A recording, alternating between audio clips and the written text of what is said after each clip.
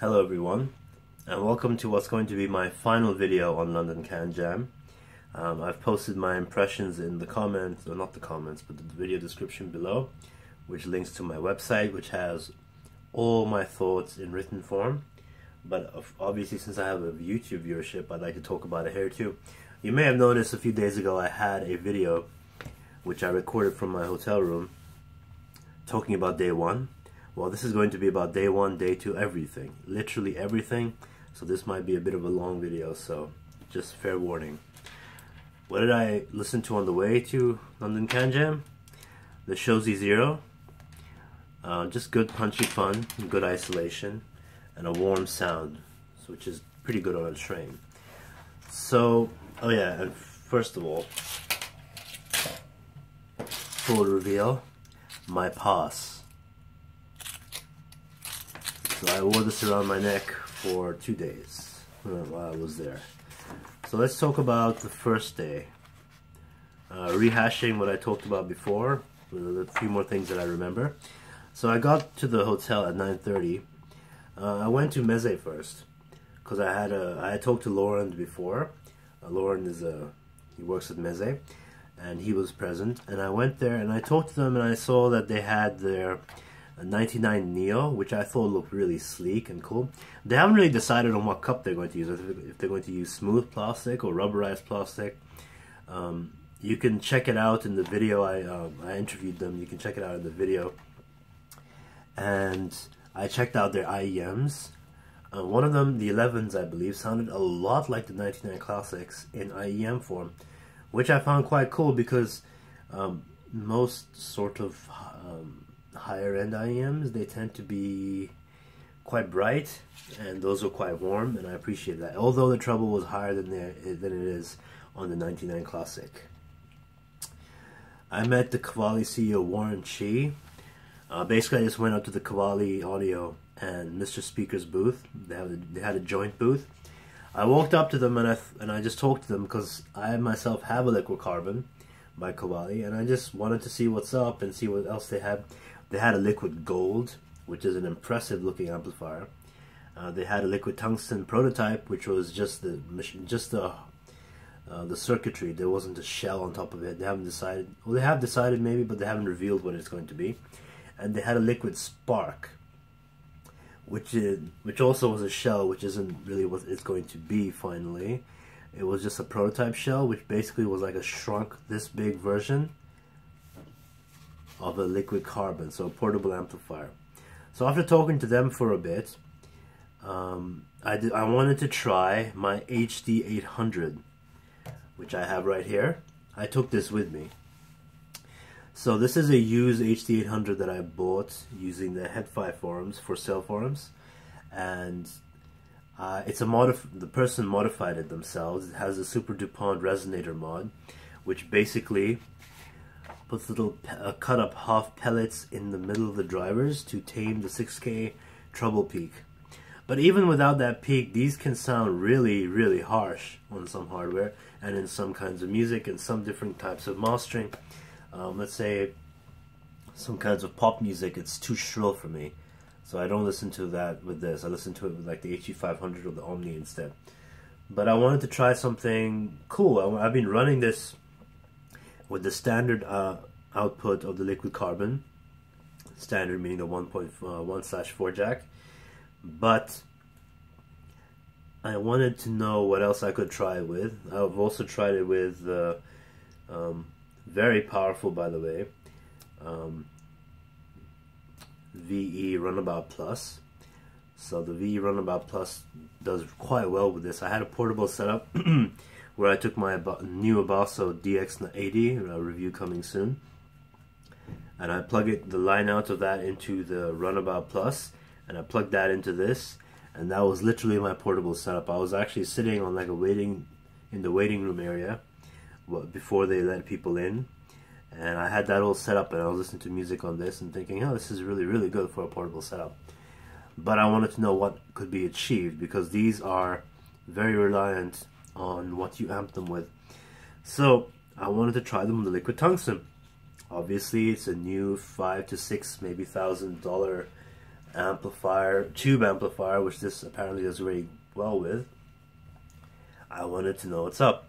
Unfortunately, I didn't have a balanced cable, which I ordered last night. Actually, I decided I have to get a balanced cable so I can, you know, take advantage of the Cavalli's full output and all that. But I didn't have a balanced cable at the time, so Warren went up to the Sennheiser booth and he said, "Can you guys lend this guy a cable, please? Like, you guys have a balanced cable, you have a whole setup, you have an HD800S and an HD800 both running balanced to your amplifier." They, very interestingly, very friendly guys at the Sennheiser booth, by the way. Interestingly, they didn't lend me the balanced cable, but they loaned me the stock HD800 that they had. I found that quite funny because I guess they didn't want to take the cable off or something. So I just took the stock HD800 over to the Cavalli booth, and for about 7 to 10 minutes, I sat and listened to the Liquid Tungsten with their stock HD800, and it sounded marvelous. They had Tidal open on one of the Mac computers, and I listened, first time using Tidal, by the way, lossless audio apparently. So I listened to a bunch of stuff and I thought, man, this sounds great. This is a great synergy. I'm glad that there are things out there that make my HD800 sound so nice. When time was done, I went and gave it back to the Sennheiser guys, and I thought about what I had just heard, and I moved on. So I thought, if I have an HD800 with me, I would like to try out different amps to see what happens, because they had quite a few amps there. There was a lot of hype around the Rupert Neve amp. Now, Rupert Neve, a very famous sound engineer, made the very famous Neve console. If you watch the documentary Sound City, you'll know about it from there. I believe Dave Grohl has it right now. So, went to the Rupert Neve table with my HD800, took it out, ran my own source once again, the Abasso, through their amp. Sounded a bit shrill to me. I didn't really like how it sounded with the Neve amp, but then again, it's a solid state amplifier that's supposed to be very neutral, so quite a bit like my Magni. And I don't run this with my Magni for the same reason. It sounds very shrill at times, too peaky, even with the resonator mod, so consider that. So I didn't like that pairing. The next day I went back and tried their own headphones that they had over there with their amplifier, but they had a poor choice of headphones in my opinion. They had a very, very crappy Grado Alessandro something, which had foam air cups that would just, it felt like there was some kind of weird sandpaper on my ears, even though it was an extremely light pair of flimsy plastic and all that, but I did not enjoy that. That was also very trebly and peaky. I don't want to label the Neve amp as a treble spiked amp, but everything I ran through it, which basically was 3 things, too trebly for me. So I'd like to have a closer look at it someday and try it with my Omni, with my HE500, and warmer sounding headphones. Maybe they'll have great synergy with that. So moving on. Oh yes, I went to the Fostex booth. Now they had a lot of cool things there. They didn't have anything from Mousetrap, because you have to understand, Mousetrap is their own, they're their own seller basically. Fostex only sold their own stuff. Now they did have the TH610, which is it's like someone at Fostex sold the success of the THX100 and said, right, we're gonna do something like this. So they made a more matte finish TH610. It's made of walnut wood, dark wood. Very nice looking pair of headphones. My favorite thing about them was basically the cable was detachable, which is a major gripe I have with the Mousetrap versions, because even the 500 Ebony one doesn't have a detachable cable, which I think is quite inexcusable for something of that price. But anyways, moving on from that, I did try their TH900 and I tried the TH610. The TH900 had such a treble spike, it was so painful to me. It kept hitting it too. It kept hitting that one hot frequency of treble in all 3 songs that I tried. I couldn't understand it. I thought, well, this is beyond V-shape, man. This is like, I don't know, this is like that. But what also interested me and confused me was that the sub bass wasn't all that much. I used to have a THX100. I reviewed it too. That felt like it had more sub bass than this TH900. Now I'm not sure why that is. Maybe it was because those are semi open cups. They don't have a really great seal. Not great isolation. Maybe because of all the background noise, the bass was drowned out. I'm not sure. But the bass sounded anemic compared to the THX100 that I knew so well. Same problem with the TH610. TH610 wasn't just peaky, but the bass didn't seem to sound like the Fostex bass that I was used to. So I walked away from that booth thinking, what's going on here? It's a bit strange. So, you know, straight away, two really dubious impressions. I went straight to the Hifiman booth. Now, the Hifiman booth was, they had a bunch of cool stuff. They had the Edition X, they had the Edition S, they had the HE1000, $3,000 pair of headphones. Sat down and listened to those. Those sounded quite trebly too. I was confused because just earlier I had been at the Moon Audio booth and I tried the HE1000 through one of their tube amplifiers with their extra cable or whatever. It sounded very, very rich and deep. Layers came out very nicely. It was very relaxed sounding, but I would admit it was a very nice and pleasurable listen. I'm not going to comment on price, but yeah, it was a nice listen. But at Hifiman's own booth, with their $1,000 amplifier, it didn't sound that good. In fact, it sounded quite bad. I felt like their amplifier was actually taking away from the experience. Which is a funny thought when you think about it, that the vendor's own amplifier is taking away from the experience. So I walked away from the Hifiman booth thinking, well, that was a bit of a dud too. So 3 duds in a row. What's gonna come that's gonna be really cool? So I went to the Sennheiser booth, and they also had their own amplifier. I tried the H800S. I did hear the warmth compared to the 800, especially the stock 800 at their table. But I did detect that even though the bass lines in songs were more pronounced, they were higher in the mix, and quite pleasing to listen to, they weren't as sharp. They weren't as controlled. They were a bit more, I'm not going to use the word muddy, but I've heard the word woolly used. I think that's an accurate description. Otherwise, very nice, very pleasurable listen. The soundstage was vast, but I did feel like the 800 had the soundstage aspect just a little more, maybe because of more treble. I'm not sure what exactly, but even so, I must admit, the 800S had more peaks in it than I was used to with my 800, which I found interesting because I thought they had streamlined the sound to be more mainstream. I will admit that the 800S would sound better with more genres than the 800. 800 is a more specialized thing. I like using it for classic rock and orchestral music, stuff that you really want to hear the air on music. I wouldn't use this for pop or EDM or anything like that. I think you could use the 800S for those. But I feel like the Sennheiser's own amp wasn't doing it any favors. Yeah, I think if I had taken the 800S and tried it with, like, let's say the Liquid Tungsten again, that would have been a great listen. But I don't like how their own amp made it sound so much. And let's see. Yes, more peaks. Don't think the Sennheiser's had. Alright, so 4 duds, not duds, but Sennheiser was not a dud, guys, but 4 experiences in a row which were just okay. So what does that mean for the DT 1990? Now the DT 1990 is an update of the Beyerdynamic 990, which was my first headphone that was full size, which was a step above my gaming headsets that I used to have way back in 2012. So the DT 1990 was actually quite rich in tone. I was surprised the moment I heard some songs started playing, and kudos to Beyerdynamic, by the way, for having a lot of selection at their booth. So once the song started playing, I was thinking, whoa, this is an update of the 990? This doesn't sound anything like the 990. The treble peaks were like, they weren't there so much. The bass, well, the bass was pretty similar actually.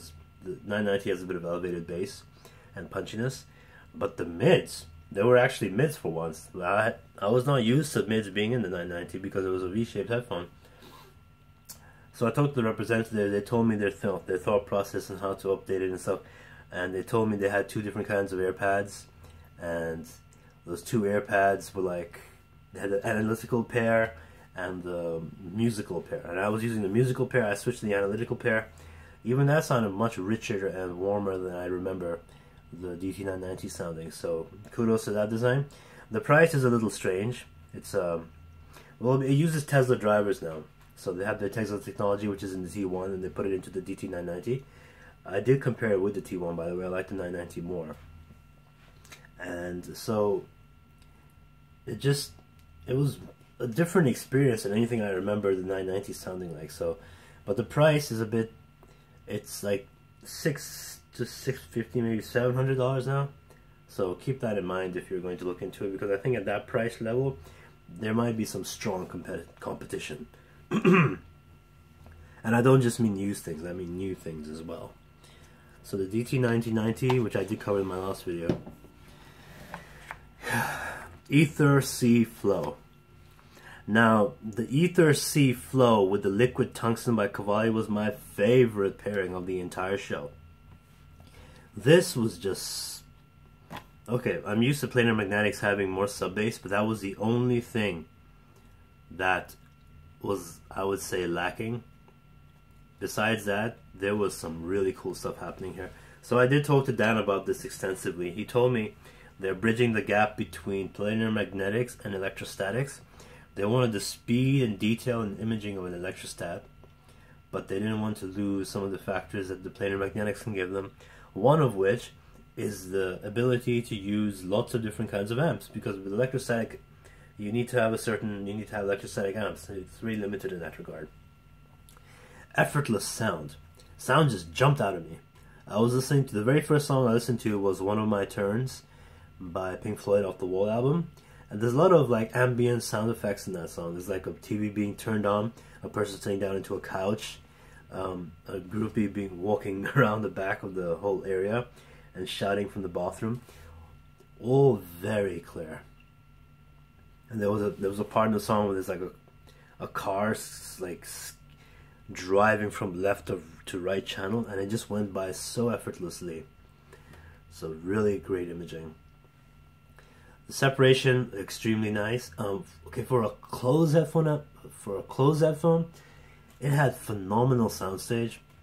And Dan he said himself that he insisted on that, and it got to the point where he was mistaking when he was listening to the original Ether, when he was listening to the Ether C, and that's when he knew that he had done well with the drivers in that regard. But very well soundstage for a closed headphone. Of course, it's maybe 5 to 10% less than the open version, but that's for a closed headphone and more isolation. That's nothing. Another thing I liked about them was that how light they were, both of them. Once again, I'm used to planars that are heavy. Now what Dan Clark has done is he knew the planar magnetic design was a very heavy thing, especially with the T50 RPs he used to mod back when he made Mad Dogs and Alpha Dogs. So he's, with his own proprietary drivers and everything, he's made them very light, very light. They were even lighter than the Utopia and the Illyr, which are dynamic headphones and not planar magnetic at all. So for a planar magnetic to be that light was very impressive, to give such a full-bodied sound. And I have to agree, light headphones, you know, after using the HE500 for so long, I'm used to it, but I would, if I had to put it on someone's head like for the first time, they'd be surprised by how heavy it is. So a light pair of headphones, good call guys, good call. Very clean. Overall sound was very clean. I kept revisiting the Liquid Tungsten and Ether C Flow. Every time I saw that table was unoccupied, I would just zip on over, have another listen for 5-10 minutes, write a few things down, like there'll be more notes of this, and then just come back later. Alright, now for the hype. The full-on hype, guys. The Utopia. Recently the Utopia was called the best headphone amplifier available, no, not amplifier, sorry, the best headphones available by Tyler Hertzens from over at Infidelity. Warren and Chi and some other people told me they've been saying that for a while now, but now that it's been, the word has spread out, the Focal booth was completely packed every time I saw it. There were three things on display. They had the portable headphone, the Listen, the Ilaire, and then the Utopia. And the Utopia was, I'm surprised I got some time with it. Basically, there were lines forming, there were people hovering around trying to get a listen. I was getting, every time I got a listen, I was getting really self-conscious because people were standing behind me, and I was like, oh God, just get up early. One critique, Focal, you guys really need more music selection at your booth. You need like Tidal or something, because you guys had maybe 24 songs, and the only hip-hop song was a Cypress Hill song, and their only some other genre song was some random song, so they needed more selection, and which is very important when you're listening to what is going to be a groundbreaking pair of headphones. So the Utopia, in my view, is indeed quite groundbreaking because the detail that I heard was insane. Written right here. Insane detail and separation. Way more than I am used to. Because I'm used to more fun-tuned headphones. Let's say you're listening to the Omni. A little bit less in the detail, a little more in the oomph and the bass and the really forwarded mids. No, the Utopia does everything quite cleanly. Has a very natural sound to it, which the acoustic guitars, it was brilliant. It's a brilliant acoustic guitar sound coming from a headphone. Now, one thing I realized was when I was listening, I was thinking, okay, the soundstage isn't that massive, not compared to even my HD800, but it just fills out the space so well, and everything that goes through, it feels like more space is being utilized. Like, the separation is just so good that it didn't matter that the soundstage was a little less than the HD800 because there was so much going on at once in their proper places. No overlap or no muddiness or anything. No muddiness at all. Now, another thing I realized was that I was not going to be able to listen to this properly because around me I had so much noise. There's so many people. I mean, of course, it's a headphone expo. There's going to be people walking around all the time. That can't be helped. But I do feel like they should have had some kind of soundproof booth for like the Utopia, considering the level of just the price and the level of hype that it had. People should have been able to listen to it better than they did. So, cymbal clarity, amazing, very lifelike sounding cymbals, very live sound. Now the live sound aspect is nothing I really enjoyed about this because literally sounded like you're sitting in the middle of musicians playing, which is another very stereotypical thing to say. I've said it before, I'm sure, but this time it actually sounded like that. So, oh yeah, and The Scientist by Coldplay. Oh, by the way, there were two booths that had the Utopia and the Ilaire. Most people just went straight to Focal thinking they're the only ones, but actually the Moon Audio booth had a recabled Utopia and Ilaire over at their table, and luckily they had a better sound selection, a better song selection, and I would go there. But when people caught on to the fact that I had it, that booth was always filled too. But the few times I went there, I listened very carefully, and I listened to The Scientist by Coldplay. There was air around the intro piano.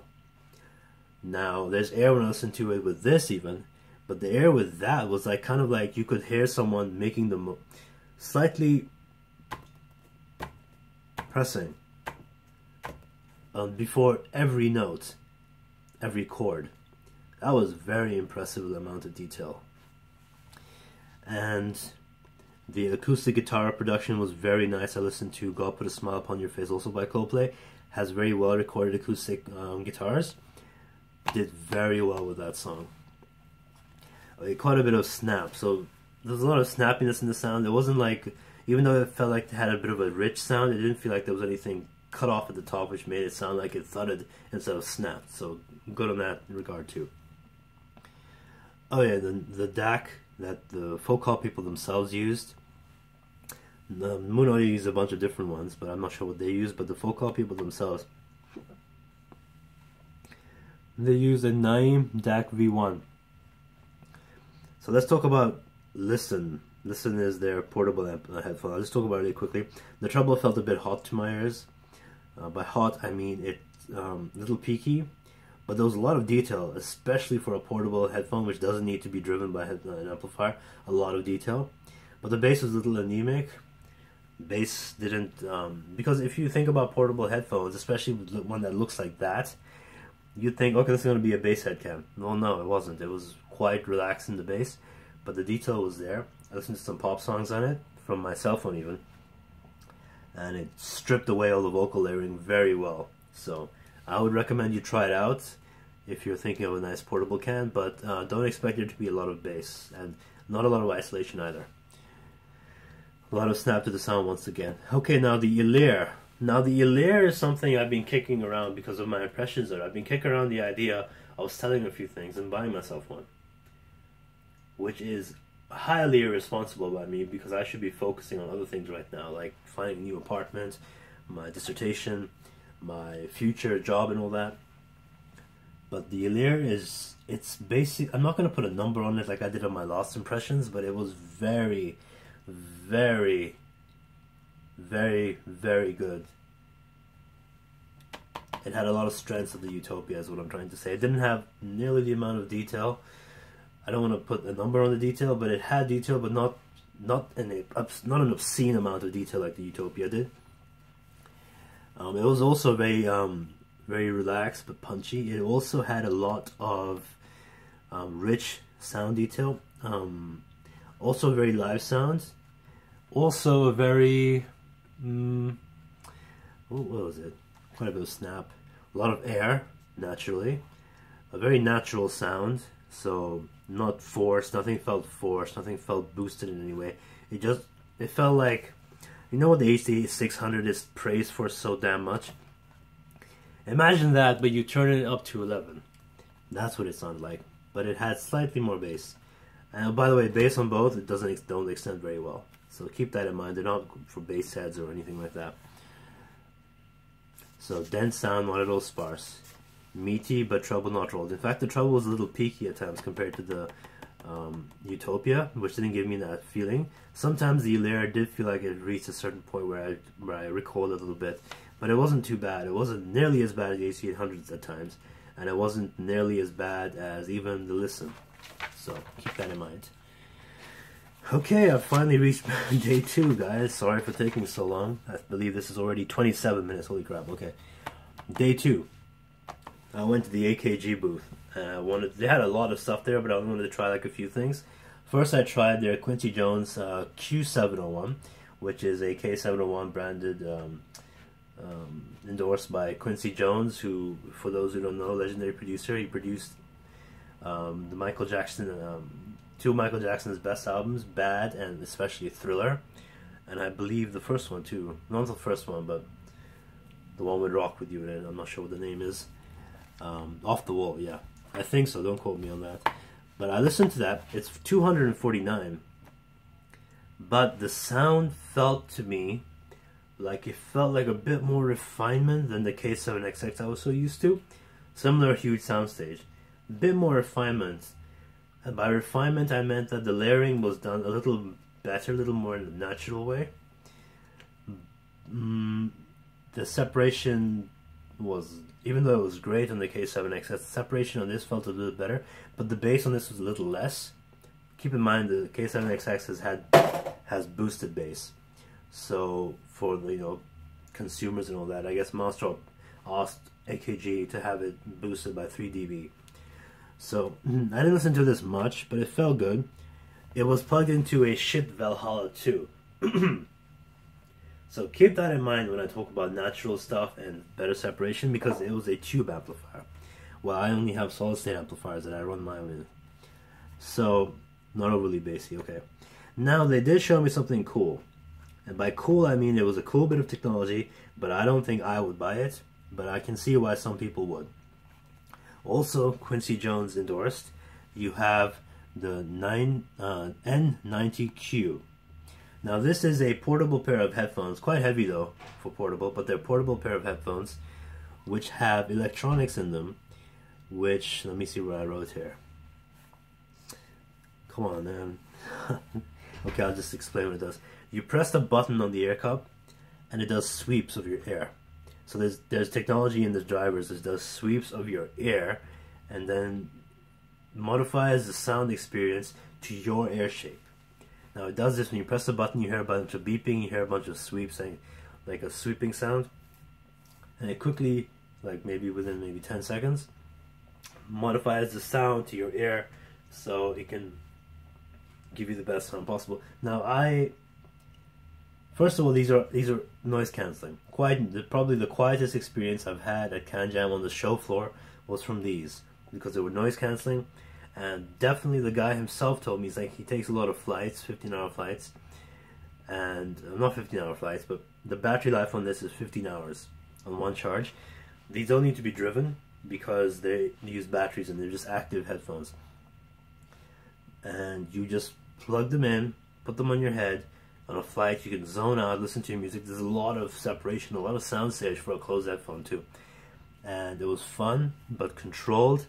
It wasn't overly bassy once again, but there was a lot of good separate. I listened to some pop songs in it, just like the Listen, and it also pulled them apart and presented them to me in their layers.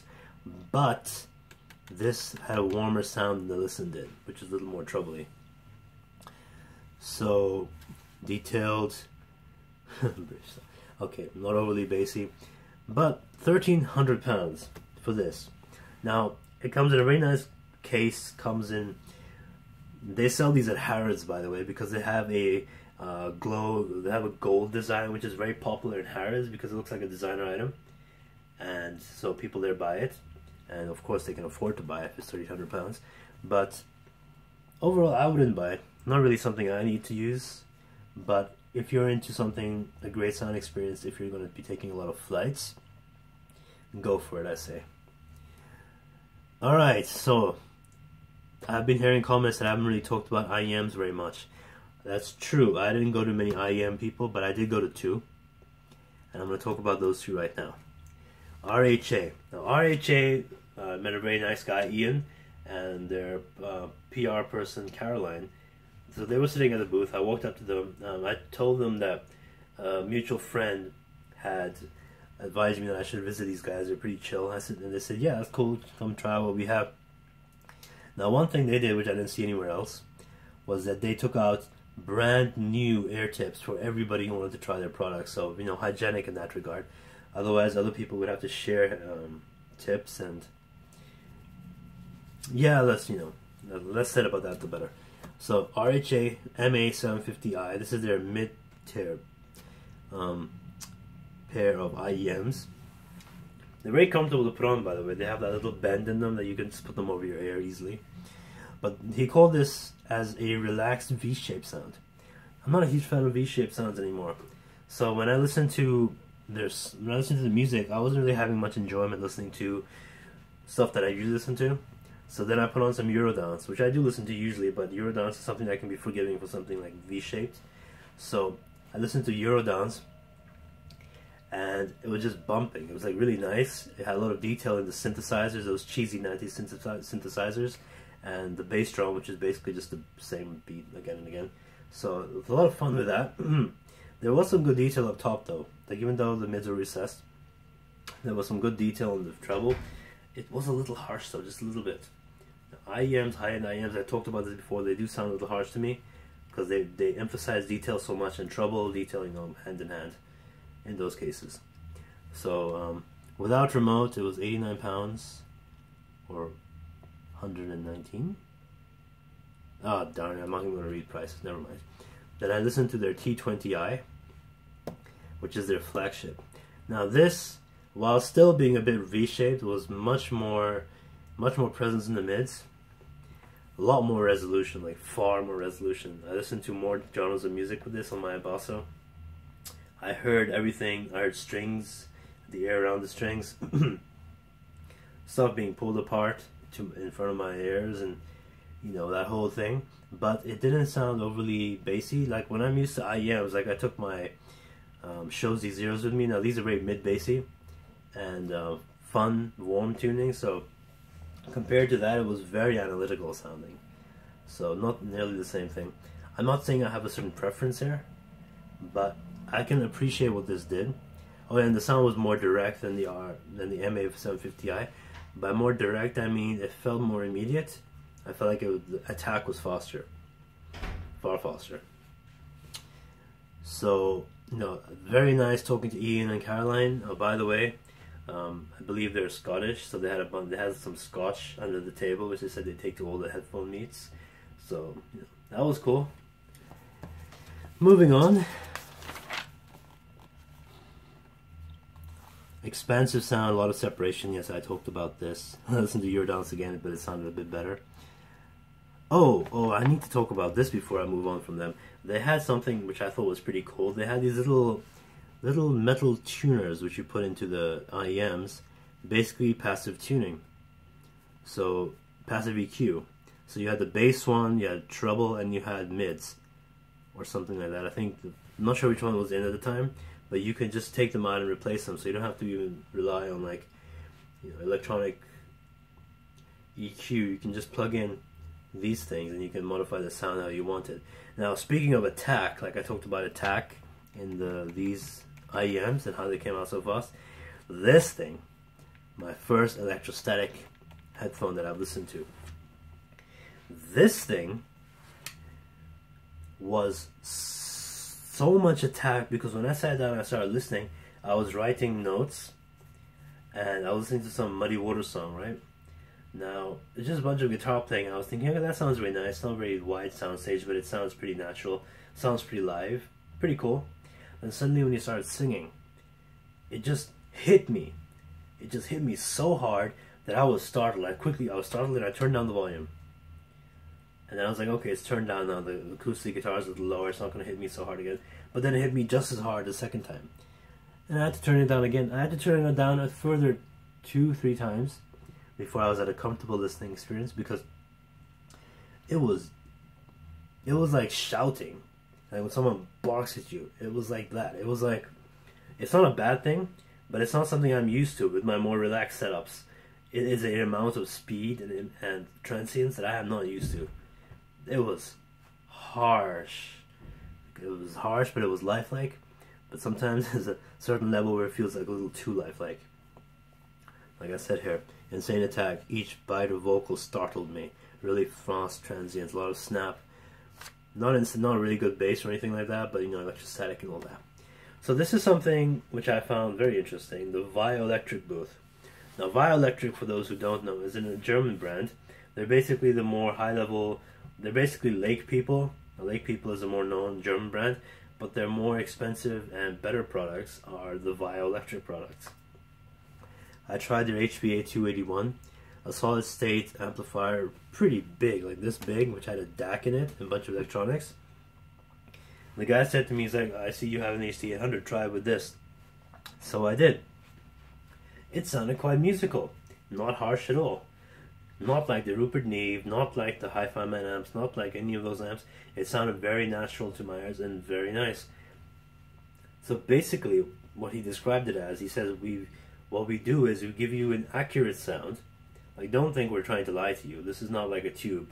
These are not tube amplifiers that are trying to modify everything to a warmer experience. No, we will give you what you are hearing from the headphone, but we do have something in the top end that will balance it out just a little bit, make it more musical, make it sound more natural instead of so harsh.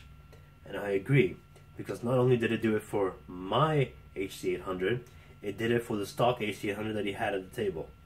And trust me, I must agree, Lake People amplifiers, all of them actually, not most of them, like all the way down to maybe the $100,000 region, did that.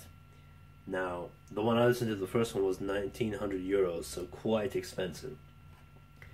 Oh, by the way, I don't think it's a DAC amp, I think it's just an amp, but it has a lot of different features. Their DAC was over to the side, I'm not sure what the name was, but it was like a triple-story DAC, something huge. Their design is very industrial, but it was also very strange, because it was like a bunch of towers of design. But I had a good chat with the guy, I listened to everything. He said yes, everything's on the honest side. There's a bunch of other stuff here for a slightly cheaper price. So I would recommend you try out Electric stuff. I do believe in this region they can be quite good. Because, you know, once again, the liquid tungsten, liquid gold are in the 5,000 plus region, so keep that in mind. Now, more IEMs. The Kaiser 10 by Noble. Now, the Kaiser 10 had a lot of bass control, but this is their second most expensive that they have to show, by the way. Like the second highest in line. Quite comfortable universal fit. Very efficient, like, trust me, when I plugged into my headphones, my cell phone. When you plug in something new to my cell phone, it automatically defaults the sound volume down to half. And I usually have it around 75%. I had to turn it down to 40, maybe 35% from half even, because it was so efficient and quite loud even at half.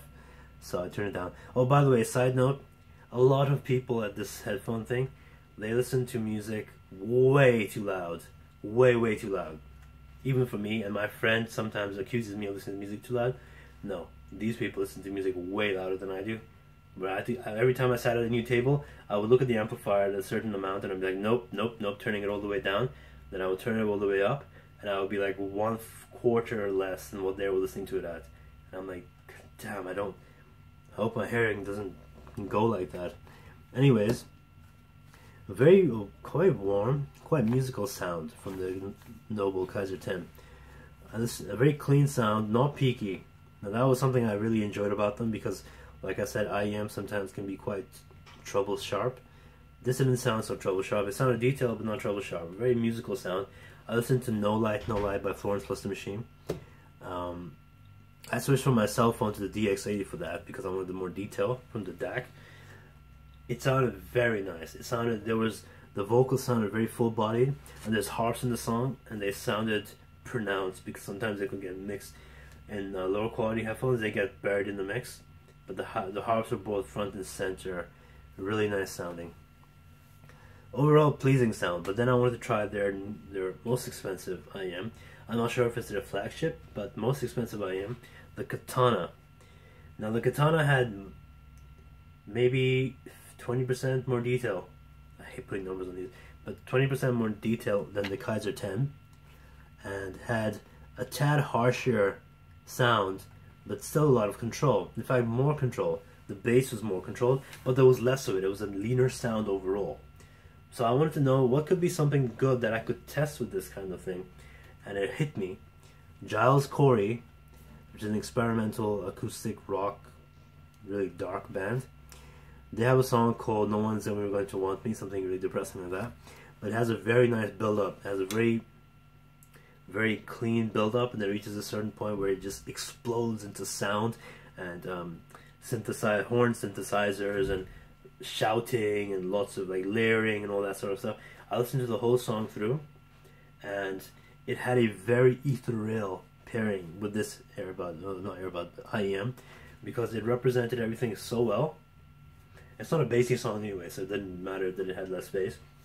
It represented all the instrumentation very well, the soundstage very well, but especially the detail when the chaotic part came through. You heard the horn section was clear in the mix. And the horn section, as loud as it can get buried in between layers of aggressive acoustic guitar strumming and shouting. So the horn section to be that clear, to me, was very impressive. Comparisons between the two. The Kaiser 10 was more musical, like I said, a little less detail, but still a lot of detail and a bit warmer. The Katana had insane control and resolution, but a leaner sound, less bass. Of the two, I prefer the Kaiser 10 if I had to buy them. Back to the Ether. Now, when I talk about the Ether tungsten combo, I did try the liquid gold on the first day. The second day there was some power faults, so they couldn't really use it. So on the first day I tried the liquid gold. I liked it a lot actually, but I preferred the tungsten with the Ether and the Ether C. So this Ether C, man, it blew me away. I was listening, like I said before, every time there was a chance to go listen to it and I saw there was an empty table, I would just go listen to 5-10 minutes and give it to the next person, come back, write some more, go back and listen to it again. It impressed me that much. Favorite of the show by far. So, the Ether C, I compared the open versus the C with both of the liquid tungsten. They were both plugged in at the same time actually, so I just had to just quickly switch them around. The open had more volume to it, even though I had the same setting. There was more volume on the open, so a bit more sensitive, I guess. The open felt like it had more sparkle to the sound, a bit more treble, a bit more, what's the word? A bit more treble, a bit more sparkle, a little more detail up top. But that doesn't mean that the Ether C was any slouch, but the Ether C was a bit more of a little bit of closed design, obviously because it was closed headphone. But you had, what's this? It had a better low end to me. And I tested this because, like I said, they had Tidal open. And who do you think of when you think of Tidal? Kanye West. I went to Kanye West and I listened to Jesus Walks. And just from the get-go, all those different layered like vocals, like you had the auto-tune vocal on the right channel, you had like a gospel choir, and you had a bunch of guys going boom, boom like that, and you had Kanye's own voice. It all sounded very lifelike, nice, very nice. So, kudos to the Ethers, both of them, for doing that, but the Ether C especially. It had incredible separation for a hip-hop song, like, wow. Everything, all the different vocal layering was just so clear in the mix. The bass wasn't going as low as I knew it could, but it doesn't matter because it still felt very full-bodied and very pleasing. I went ahead and tried out this other song called I Am a God from his 2013 album.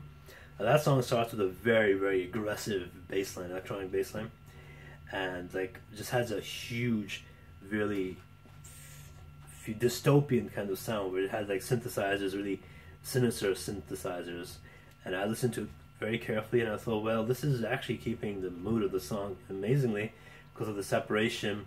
They had a vocal sample from a reggae artist and all that run through a filter to make it sound distorted. Everything sounded great on the Ether C.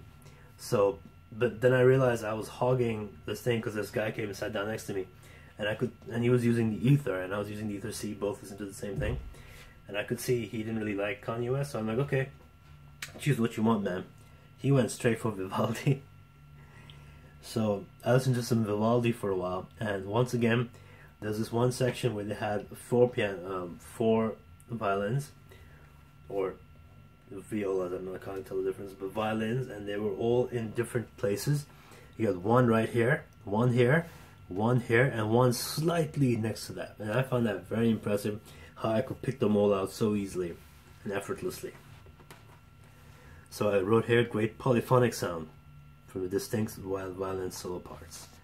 So very, very happy about that. Oh, and Warren Chi, the CEO of Cavalli, he said to me, he's like, yo, try out this one track called Bubbles by Yoshi Horikana. I'll link this in the description because I think it's a very good test of stuff. And it was not binaural, but it was very well recorded. It had a bunch of like marbles dropping and stuff all around. Very well recorded, very expansive sound. It's a very good test of soundstage, imaging, and clarity and detail. And I would recommend that you try that with any piece of gear that you have when you want to. Don't just test the bass, guys. Test these things too. And I'll put the video link in the description because I think it's a very good test. If you can try and get it in higher quality than YouTube, try and get it from there too. So I didn't write the rest of my impressions, but I'm just going to tell you right now. This is the Sennheiser HD800 that I have, right? This is considered top of the line for many people in terms of detail, clarity, and sound and all that. Yes, I agree, it's actually very good for those things. But I had an appointment with the Orpheus starting at 5 o'clock in the evening on Sunday, so basically just before the show ended, 5 to 5:15. It was on a floor above the whole rest of everything. So when you're climbing those stairs and you're going up to those and you know you're going to test out a $55,000 system, it's a bit foreboding. Well, not foreboding, but it's a little. There's a certain thought process that goes through your head when you climb those steps, because it's not just to them. They had a quiet listening system right next door for another system, DAC headphone combination, that was $155,000. But I didn't get to try that, but I got to try this. So they make you wait in a waiting room for the person before you to be done. And when I walked in, 2 comfortable leather chairs in front of a table, with a MacBook next to it with Tidal open. They had a DAC on the bottom. They had that very famous amplifier which has the tubes rise up or something like that you can see every time you search him, Orpheus. I'm sorry guys, I'm losing my voice a little bit. When you test out the Orpheus and you look it up on YouTube, you'll see those tubes rising and stuff. So yes, I sat down, I put on some songs. I looked at the last person was listening to the Jurassic Park soundtrack. I was like, no, if I'm only going to get 15 minutes, I'm going to listen to something I know inside out, and I do not know orchestral music inside out. And orchestral music was basically what people were searching for. I looked at the search history. No, this was Tidal. I'm glad it was Tidal because I went straight for Nine Inch Nails. I listened to Closer by Nine Inch Nails, a song that I've known like the back of my hand for the last decade or so. And I listened to it, and from the get-go I realized, okay, the bass doesn't extend very low, but whatever, let's see what happens. Because it starts off with like a heartbeat bass sound. As I went on and listened, I heard when the vocals came in. Like when I talk about air, you talk about how there's a lot of air in instruments, like you'll hear the beginning and the end, like a little bit of transients at the end, so when it fades away you can hear the air as it goes away. Well, in this case, you had first of all, it was very warm, so not like the HD 800 which also has air. It was very warm. It was like an HD 650 level of warmth, but without the veiled part on top. So you could slightly hear the breath being taken before each time singing, and that was not even like in a very constricted way, in a very warm way. It sounded very lifelike. It sounded like the singers were right there, even though the soundstage wasn't massive. It sounded like the singer was right there. Trent Reznor was right there singing into my ear, which is a very unsettling thought, but it sounded like that. As the song went on, it gets more and more chaotic as it goes on. It didn't matter for this. There were string sections in which I've heard buried in the mix that just pulled out and threw at me like, here you go. I know you know this is Hair Armor, just listen to this. And I was like, wow, damn, that's really cool. I went to listen to a Prince song, When Doves Cry, which I also know like the back of my hand. The vocal layering on Prince's voice was immense, and it was warm and inviting and full body. It sounded live. It didn't sound like it was a recording. It sounded live, and it sounded like a bunch of princes in the room singing, and I thought that was really cool as well. Then, as time was running out, like I kept looking at my watch and thinking, damn it, 15 minutes. So I went to Pink Floyd, listened to the whole album a bit. I started skipping through songs to make up for time because I couldn't listen to full songs. So I listened to sections that I thought would sound interesting on the Orpheus, like the Comfortably Numb chorus and the solo, and it just sounded great. It sounded like sound was not just being played to you from headphones, it sounded like it was being descended to you from the sky, which is a ridiculous way of thinking about it, but it sounded like that, and it was a great piece of technology. As I walked out of that door, and I thought to myself, damn, I really heard it all now, I guess. I am very aware of how long this vlog has gone on for, but I still have some stuff to say, because I'm going to be treating this as a video journal for me. So if you guys want to share in that, that's great, but I wouldn't recommend most people watch this, because there are quite a few, details, very detailed and all this. So basically, continuing from where I was, I went and got myself some water, get my throat back.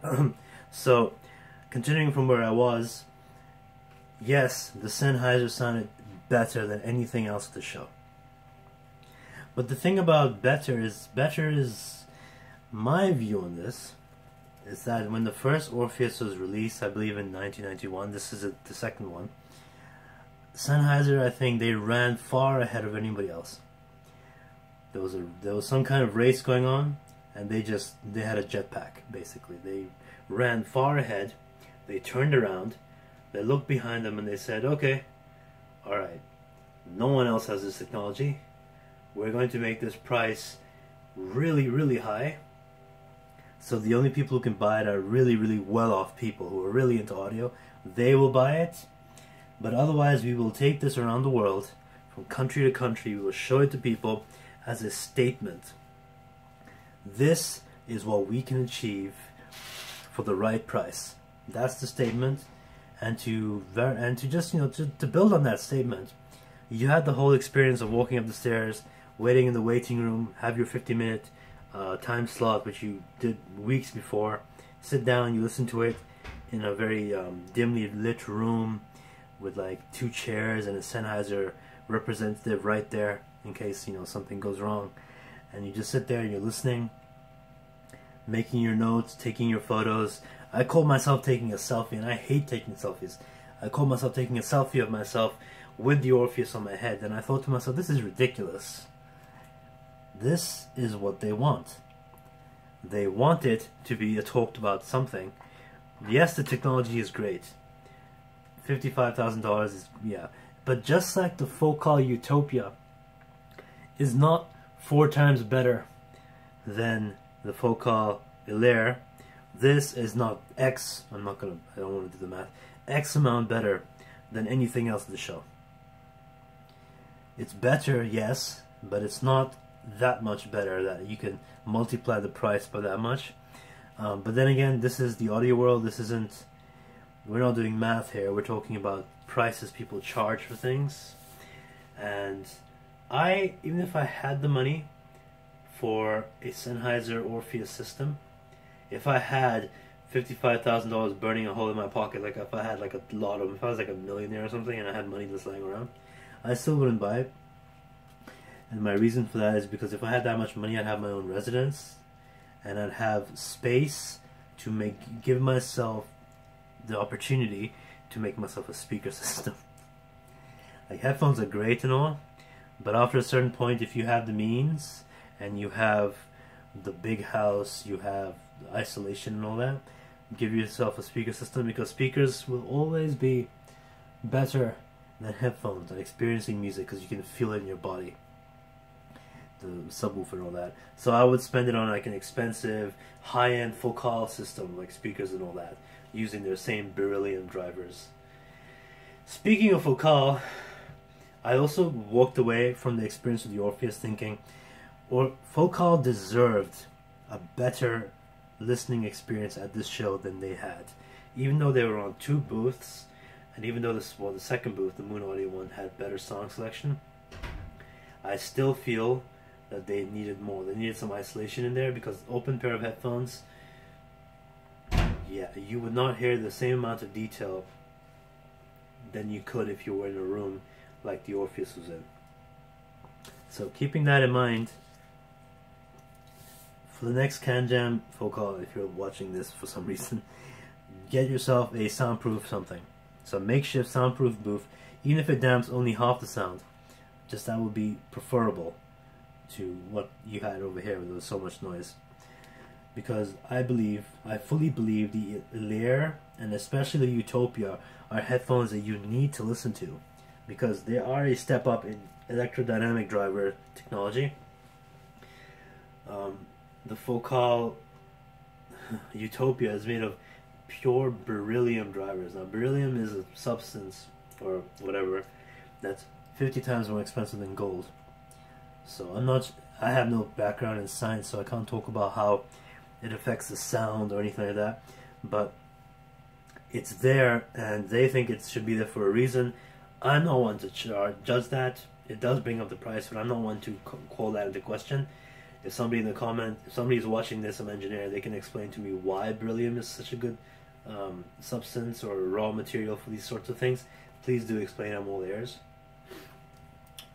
But yes, the Focal deserved more time in isolation to be listened to. I hope in the future I get my hands on an Hilaire, either as a loaner or something. I can listen to it, then I can report back to you guys exactly what I hear in the quietness of my own room. So just moving on, I mean, that was near the end of the show. They had like a raffle, they had like a scavenger hunt. I didn't take part in it, but some people want some cool stuff, like HE400i, and one guy won himself like a really pretty expensive DAP. So pretty good prizes.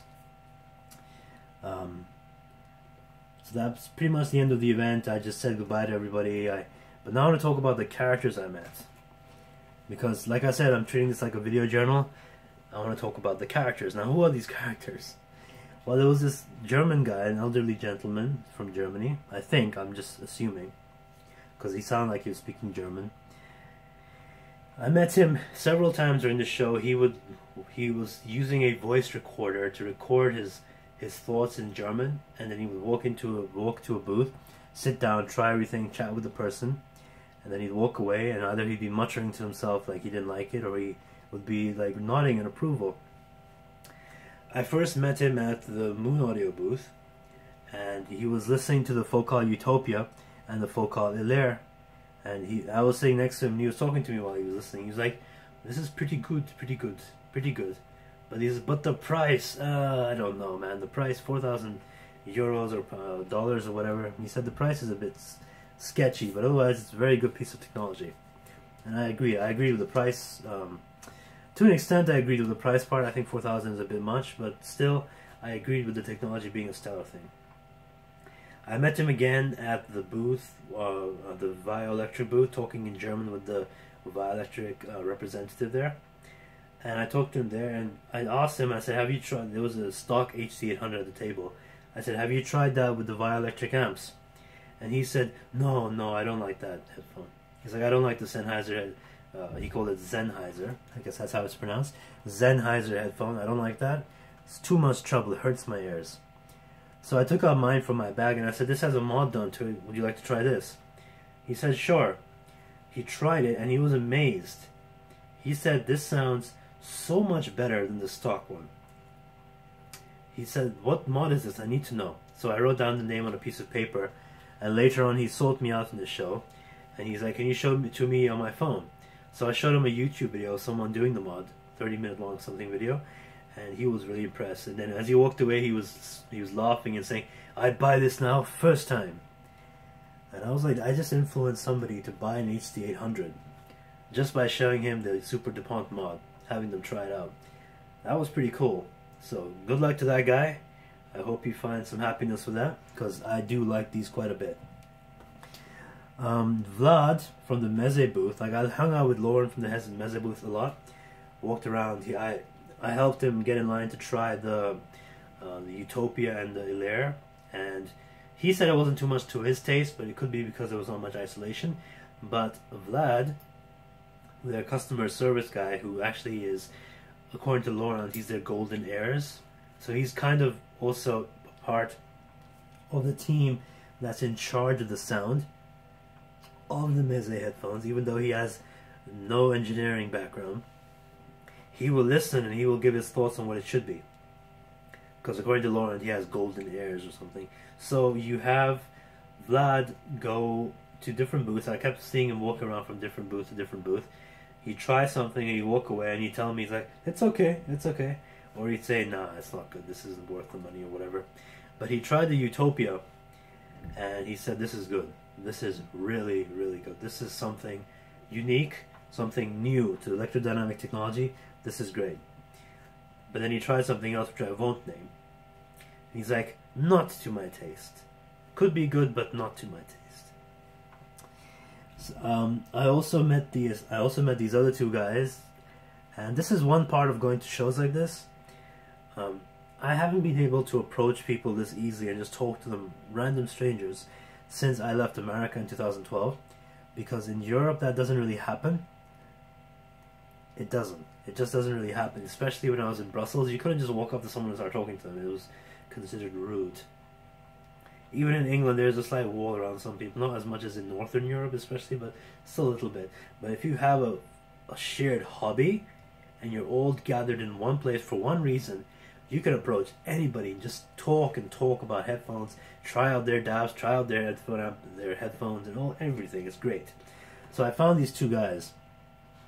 I found them at the booth for, what do you call it? What's that? Chord, actually. They were listening, one guy was listening to the Chord Mojo, and his friend was recommending that he buy it. But then he was walking away thinking, nah, I don't think so. It's a bit expensive, and I don't know if it's to my taste and all that. I personally tried the Chord Dave, which is an 8,000 pound DAC. That's a lot of money for a DAC. 8,000 pounds for a DAC, and it was plugged into an Odyssey LCD2. LCD4. So another $4,000. So 8,000 pounds, $4,000. Pretty expensive system. I listened to it. and that was an especially noisy part of the whole floor, so I couldn't hear anything. I heard a lot of detail, but I couldn't hear the mids or the lows so well, so I just gave up and walked away. I'm like, okay, I'm not going to get much out of this, so I'll just go over here and see what these guys are up to. So I talked to them instead, and I showed them, because I bought a few. I didn't just bring this with me and the Shozy. I brought some VE stuff too. I was walking around with my VE Runabout amplifier and my Ibasso tied together. So I showed them the Zen, and they were very impressed. They said to me, "This is an immense sound coming from an earbud. That's incredible." So I told them, "Yeah, I mean, I've had this for a few months now. I love this thing, and I think one of the guys is probably going to end up buying it. So, you know, if you're watching this, or Lee, if you're watching this, I got you a sale, man. Thank me." So, anyways, yeah, they were impressed by that. But then one guy showed me something. He said, "Listen to this." It was a Porta Pro by Koss. I was like, okay, I've listened to this before. It's really good for the price, but it's nothing spectacular. He's like, yes, but mine is modified. Just listen to it. So I listened to it, and he put something on the DAC, his DAP that he had, some live music. It sounded actually live. It sounded really good. It sounded like at least the layer level of sound, which was insane coming from a Porta Pro. I was like, what the heck is this? How is this possible? He said, he laughed, and he said, actually, it's not the Porta Pro. It's not even modified that much. It's this DAP. Now, what DAP could be that good? Well, good is a subjective term in this case, because even though it sounds good, its features are quite ridiculously bad, and the price is quite ridiculously bad because the owner or the maker of it is this German guy. Apparently, I looked him up. Our headphones told me about him. Little eccentric. Every time someone buys, every time a certain amount sells, he increases the price. So this started off as a 1,000 euro DAP. 1,000 euros gets you the sound quality, by the way. It doesn't get you an interface. There's no interface. It's like the iPod Shuffle, little square. You just go back and forth. It can't play MP3s, FLAC files, or anything. It just plays WAV files, which is another headache. So if you can go through all that, okay, 1,000 euros, fine. Then it became 2,000, 5,000. Now it's being sold for 10,000 euros for that tiny thing. The same thing he made years ago, with no massive improvements. 10,000 euros, because he's saying every time someone buys a certain amount, he's like, okay, time to increase the price. Now, for those who want to know what it is, I'll just write it down here. It's called the Terra Player, and it was introduced in 2010, I believe. And even though it sounded really nice with that Porta Pro, I would not buy it. But it was nice hanging out with them anyway. Hanging out at the Cavalli booth, like I said earlier, I kept going back there. It was cool. Talked to Warren, talked to the guys. I tried out the Liquid Spark, which I thought had a very nice Cavalli sound. It's going to be $4.99. Little portable amplifier.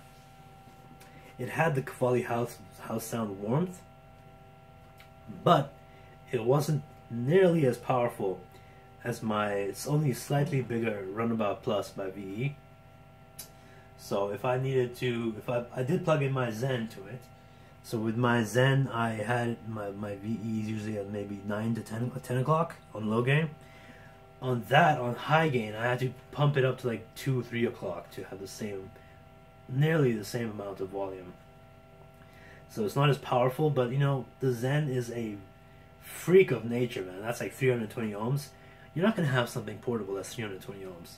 So for general purposes, I do believe that will be a good, really great purchase for portable amplification. If you want the Cavalli house sound, if you're addicted to it, like I am kind of low-key addicted to it, so keep that in mind if you want. Otherwise, just, you know, lots of, oh yeah, one more guy, or rather 2 more guys. One guy brought his own ether to the Cavalli and Mr. Speaker's booth.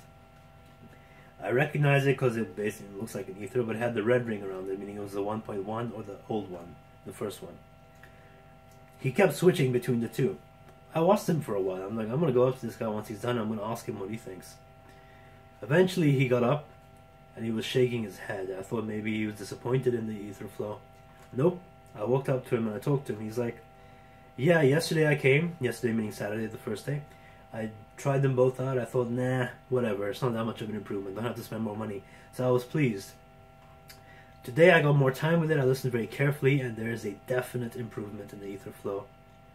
And I'll probably be doing the upgrade program now once it becomes available to me. So, and he sounded quite upset about that. Like, you know, I have to spend money now. Damn it. Found that a little funny. Alright, so the other guy, I also met at the Cavalli booth. He was listening to, I noticed, he was listening to the Liquid Tungsten with a Hifiman HE6, which is probably one of the most hardest to drive headphones in the world. And it had a cable thick like an anaconda. And I walked up to him, and it had the grill mod and everything. It looked pretty cool. Grill mod, vegan, Odyssey, suede pads. It was very comfortable. I tried it out myself. It sounded very nice. And it was driven quite well from the Liquid Tungsten. But he said Liquid Tungsten, for all matches and purposes, is still a headphone amplifier. He prefers it being driven by his, believe it or not, speaker amp at home. So I was like, okay, that's cool. But then I said, what else did you bring with you? He brought with him an HD 800. I said, you need to try this with Liquid Tungsten. I tried it myself, sounds great. He tried it out, he plugged it in, and he was just really impressed. He's like, that sounds great. But then he noticed that he had made, while shipping, while bringing it in his backpack, he made a dent right above here. So he was pretty pissed off about that. I felt bad for the guy because apparently he bought it very new recently. So resale value got dipped quite a bit by bringing it to CanJam. So bring it, if you're going to bring stuff to CanJam, guys, bring it carefully. That's the moral of the story. Although later on he won something in the raffle. He won an Edition S by Hifiman. So now he has 2 Hifiman products. So just, you know, great time walking around, checking out CanJam. An other French or Belgian guy approached me. He's like, "Are you a journalist? I see you walking around with a notepad or this diary thing, whatever I have." And I was like, "No, but I am freelance." So I gave him my card, and he's like, "Oh, nice, I'll follow you." So if you're watching this, sir, if you sat through this insanely long vlog, you know, kudos to you for making me feel like a VIP for like a few seconds. And that has been my extensive video journal vlog of CanJam. Now I'm going to stop thinking about CanJam. Channel plans coming up, I guess. I am not going to be doing any reviews for a while because I have my dissertation to write. I have to take it seriously. It's due September 19th. So by September 19th, if you see me reviewing something, know that I'm procrastinating and call me out on it in the comments because I should be taking it very seriously. That being said, I do have things planned. Hopefully after September 19th, I'd like to talk about this extensively. And I'd like to talk about the Abasso DX80 and maybe some new stuff that might be coming soon. So, if you sat through all this, what the hell is wrong with you? If you didn't sit through all this, I can understand. Thank you for watching regardless, and I'll see you next time.